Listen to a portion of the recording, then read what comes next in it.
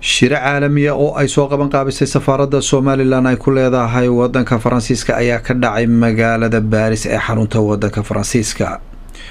shirkan ayaa waxaa kasoo qayb galay xubno ka kala socda saddexda gole ee looga arrimiyo wadanka Faransiiska oo kala ah baarlamaanka Faransiiska, baarlamaanka qaaradda Yurub iyo golaha guurtida Faransiiska. sidoo kale waxaa kasoo qayb galay aqoon-yahano,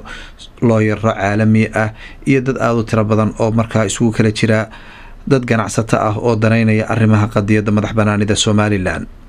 kulankan ayaa ugu horeyn waxaa furay danjiraha Somaliland u jooga wadanka Faransiiska mudane Cali Ismaaciil, isagoo oo wufuudda uga mahad celiyay waqtigooda qaaliga ah ee ay siiyeen, isla markaana in ay ku dhageystaan horumarka dhinac walba leh ee ka socda dalka Jamhuuriyadda Somaliland. shirweynahan oo ahaa mid si weyn loo soo agaasimay ayaa waxaa ka hadlay aqoon-yahano diblomaasiyiin uu ugu horeeyo diblomaasi magaciisa la yidhaha Alian Bollocks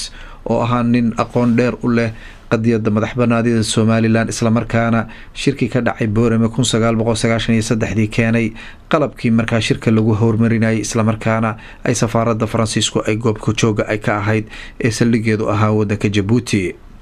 diblomaasi sare Alian Bollocks ayaa si weyn oo hufan u sharaxay qadiyadda madax banaanida Somaliland, sidoo kale farqiga u dhaxeeya 1993 iyo sanadkan 2018 horumarka dhinac walba leh ee ay gaadhay Somaliland. shirkan ka dhacay magaalada Paris ee xarunta wadanka Faransiiska ayaa sidoo kalena waxaa ka hadashay suxufiyadda caanka ah Laurence Carmel oo ah gabadh wariye ah oo u shaqeysa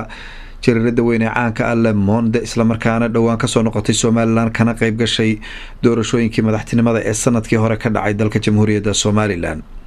Laurence Carmel ayaa si weyn uga hadashay doorashooyinkii madaxtinimada ee ka dhacay Somaliland sanadkii hore, iyadoo si weyn ugu ammaantay Somaliland tallaabooyinka dhinaca dimuqraadiyadda ee ay qaaday, iyadoo oo sheegtay inay si weyn ugu qanacsan tahay, isla markaana ay ku faraxsan tahay nidaamka dimuqraadiyadda ee ka hirgelay gebi ahaanba dalka Jamhuuriyadda Somaliland.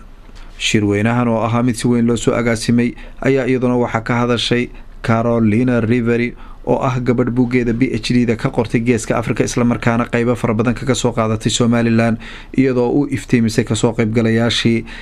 nidaamka dimuqraadiyadda horumarka guud ahaan ka jira Somaliland, iyadoo si weyn buugeeda ugu ammaantay nidaamka dimuqraadiyadda iyo horumarka bini-aadanimo ee ka jira gebi ahaan wadanka Somaliland.